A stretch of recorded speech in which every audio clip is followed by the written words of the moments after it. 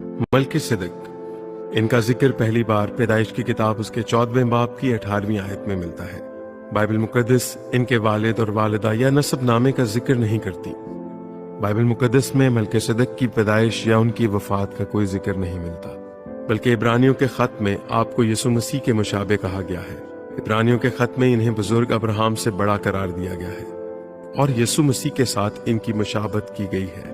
ये उस वक्त काहिन थे जब हैकल या कहानत का आगाज नहीं हुआ था, क्योंकि हम इनको अब्राहम के वक्त में देखते हैं जब ना तो शरीयत थी और ना ही कहानत की खिदमत हमें दिखाई देती है।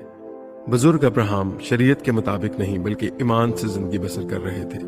बुजुर्ग अब्राहम जब अपने भतीजे लूत, उनके माल और औरतों को किदरला अमर और उसके साथ के बादशाहों को मार कर वापस ले आए, तो सिरी की वादी जो बादशाही वादी है, वहां पर मलकीसेदक सालम के बादशाह ने रोटी और मैं लेकर आपका इस्तकबाल किया और अब्राहम को बरकत दी और कहा कि खुदा ताला की तरफ से जो आसमान और जमीन का मालिक है, अब्राहम मुबारक हो।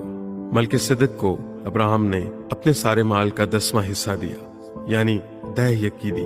इब्रानियों के मुसन्निफ इस बात को बयान करते हैं कि बरकत देने वाला बरकत लेने वाले से बड़ा है, यानी मलकीसेदक को बुजुर्ग अब्राहम से अफजल मकाम हासिल है। ये काहिन भी थे और बादशाह भी। इब्रानियों के खत उसके 7वें बाब में मलकीसेदक को उनके नाम के मुताबिक रास्तबाजी का बादशाह और फिर सालिम यानी सुलह का बादशाह कहा गया है। और सालिम यरूशलेम का पुराना नाम भी था।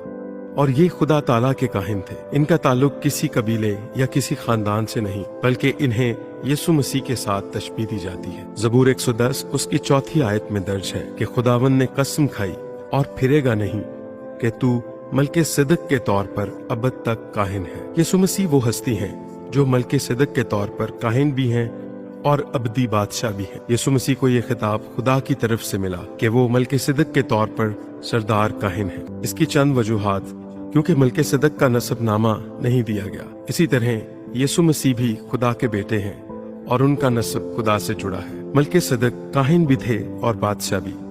और बाइबल मुकद्दस बताती है कि यीशु मसीह सरदार काहिन भी है और बादशाह भी है। मलकीसेदक हारून की तरह शरीयत के मातहत नहीं थे, बल्कि वो खुदावंद की तरफ से खुदा के काहिन थे। मलकीसेदक ने अब्राहम को बरकत दी। मलकीसेदक ने ही अब्राहम से दाई की ली। इब्रानियों के मुसन्निफ इस बात को दर्ज करते हैं कि बरकत देने वाला बरकत लेने वाले से बड़ा है, यानी मलकीसेदक को बाइबल मुकद्दस बुजुर्ग अब्राहम से बड़ा कहती है और यीशु मसीह से उनकी मुशाबत करती है।